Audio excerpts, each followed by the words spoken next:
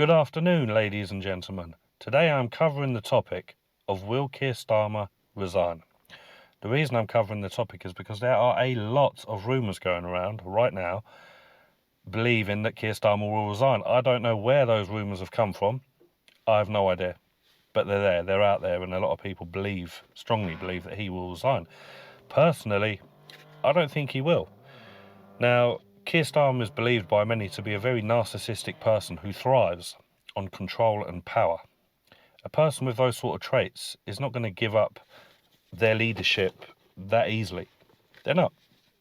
They're going to cling onto that as much as possible.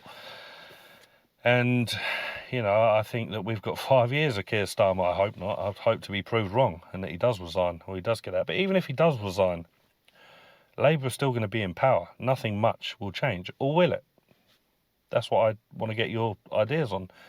If Kier Starmer was to resign, someone takes over, will things change? Will things be even slightly better than they are right now? Look at what he's done since he's been in power. He's attacked the pensioners. Now, in past videos that Kier Starmer's made, he said it was imperative that the elderly are kept warm and look after them, etc. And the first thing he did when he got into power was attack them, take away their winter fuel allowance and keep on attacking them with budgets and everything else that has been going on recently. Many also believe that he is the cause of the death of Peter Lynch. May he rest in peace.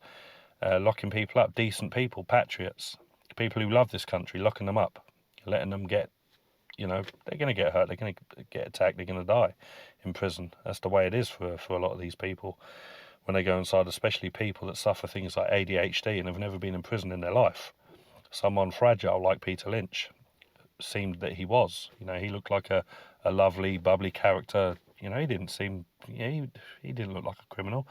He didn't look like he had a bad bone in his body. He just loved this country and spoke out about it. And that's where he ended up. So, those are the things that have happened since Kier Starmer's been in power. Now, Kier Starmer has no trust. He's got no trust. He's lost the British public already. A lot of the people that voted for him, he's lost those voters already. They realised that they were wrong voting for Kier Starmer. He's got no trust, no respect. And quite honestly, how many people actually hate that man in this country? How many of the populations actually despise him? Think he's despicable? I certainly do. I despise him. So, he's got all of that on his shoulders, and he's only been in power for a short amount of time. Is that enough for him to resign? Will he resign? Or, as I said earlier, is the fact that he thrives on control and power and seems to be narcissistic in many people's views enough for him to cling on to that power for as long as possible? Let me know what you think in the comments about that subject, whether he will, whether he won't, and if things will get better if he actually does resign. At the end of the day, the only way things are going to get better is for Labour as a government to be out of power, not just Kier Starmer, Labour as a whole.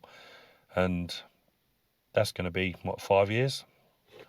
Again, a lot of times when parties realise that they've lost the trust and respect of the nation, they've passed on the job to someone else, or they've even called an early election. Even Rishi Sunak towards the end realised that no one had any trust or respect in Conservative Party, and he called the election early, slightly earlier than the 5-year term that they were supposed to be in, but he still called it early because he realised that he's lost the people. Now, would Labour do the same?